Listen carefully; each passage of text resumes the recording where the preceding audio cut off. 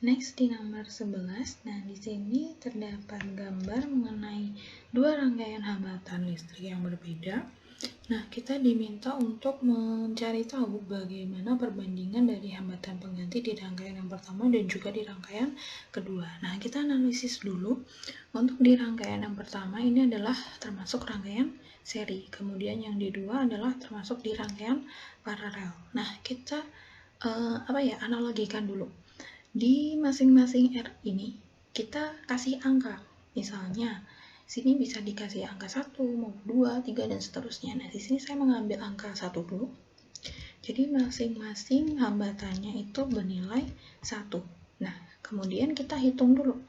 Untuk di rangkaian seri, berarti kita tinggal menjumlahkan semuanya. 1 tambah 1 tambah 1, hasilnya adalah 3 ohm. Kemudian, untuk yang rangkaian paralel, berarti 1/RP ditambah 1 per 1 ditambah 1 per 1 ditambah 1 per 1. Nah, di sini mungkin agak terlihat kalian akan bingung gitu, tapi kita cermati gini. Yang di bawah itu kan penyebutnya, berarti penyebutnya itu akan tetap 1. Nah, yang dijumlahkan adalah di bagian atasnya. Berarti 1 tambah 1 tambah 1 adalah 3. Oke, berarti kita bisa dapat adalah 1 per RP sama dengan 3 per 1. Nah, yang dicari itu kan RP-nya atau rangkaian paralelnya, berarti kan kita balik sehingga RP sama dengan 1 per 3. Oke, nah di sini yang ditanyakan adalah perbandingannya. Berarti rangkaian 1 itu adalah rangkaian seri dibanding dengan rangkaian yang kedua adalah rangkaian paralel, sehingga 3 dibanding dengan 1 per 3. Karena di sini nggak ada yang 3 dibanding 1 per 3, maka kita kalikan dengan bilangan yang sama dengan penyebutnya. Sehingga kita kalikan dengan 3. 3 kita kalikan 3 dapatnya 9. 3 kita kalikan dengan 3. 3 kita kalikan dengan 1/3, hasilnya adalah 1. Berarti hasilnya adalah 9 dibanding dengan 1.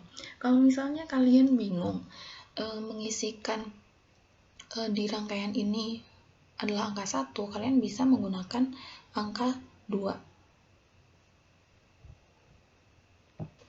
Nah, kalau misalnya kalian menggunakan angka 2 pada masing-masing hambatannya, mungkin kalian agak akan bingung sih. Nah, ini hasilnya. Kalau misalnya di rangkaian seri, dia hasilnya adalah 6 ohm. Kemudian untuk di rangkaian paralelnya, berarti kan setengah tambah setengah tambah setengah. Bagian penyebutnya kan sama 2. Kemudian yang bagian atas kan dihitung. 1 tambah 1 tambah 1, berarti 3.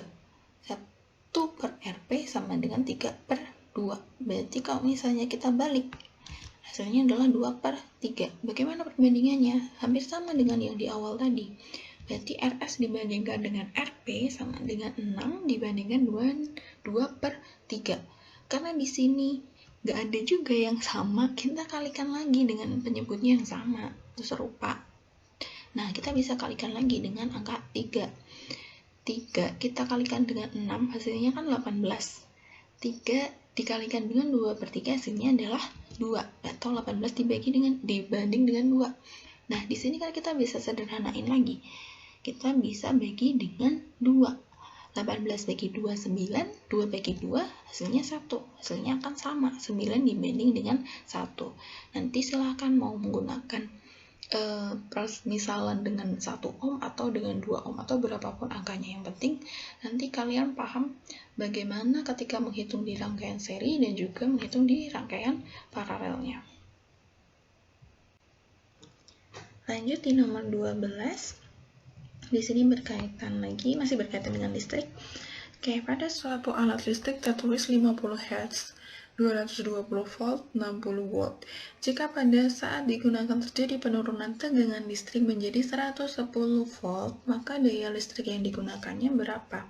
Nah, kita bisa menggunakan persamaan ini, di mana P1 per P2 atau daya yang pertama per daya yang kedua sama dengan V1 per V2. Dikuadratkan, jangan lupa. Nah, di sini daya yang pertama adalah 60 watt. Nah, yang akan kita cari itu adalah yang P2-nya. Kemudian V1-nya berapa? V1-nya ini 220 volt. Kemudian ketika terjadi penurunan tegangan listrik menjadi 110 volt, inilah yang masuk di V2-nya. Sehingga kita bisa masukkan seperti ini. 60 per P2 sama dengan 220 dibagi dengan 110. Dikuadratkan. Nah, kita hitung dulu yang berada dalam kurung. 220 dibagi dengan 110, hasilnya adalah 2. Nah, 2 dikuadratkan hasilnya adalah 4. Nah, di sini kita tinggal kalikan. P4 dikalikan dengan P2. Berarti 60 sama dengan 4P2. Kalau kita mau cari P2-nya aja, berarti 60 dibagi dengan 4. Hasilnya berapa? 15 watt.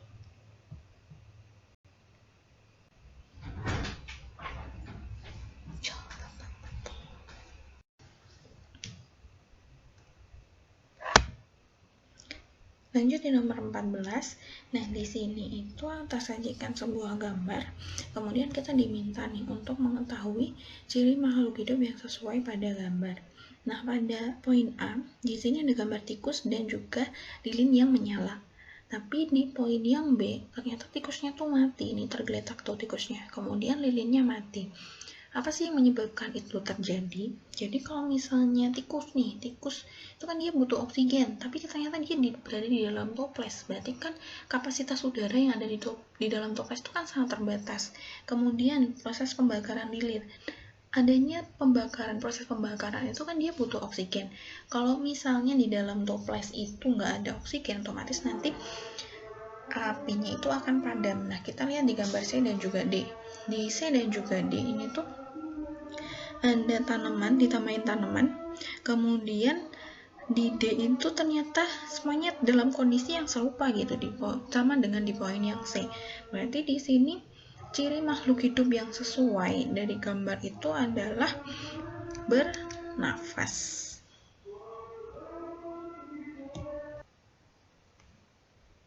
Lanjut di nomor 15, di sini disajikan sebuah tabel pengamatan organel sel hewan dan juga sel tumbuhan. Nah, kita diminta nih untuk identifikasi mana organel sel yang hewan dan mana sel tumbuhan yang benar. Nah, kita cek di nomor 1, kloroplas. Nah, kloroplas ini dia dimiliki oleh sel tumbuhan saja. Hewan itu nggak punya yang namanya kloroplas. Nah, berarti di sini poin 1 ini ketukar. Berarti kita coret. Nah, kita cek di ABCD-nya. Ternyata di sini yang satu itu malah dimiliki di poin ABC. Berarti otomatis yang ABC ini salah. Berarti sisanya adalah yang D. Berarti jawaban yang benar adalah yang D.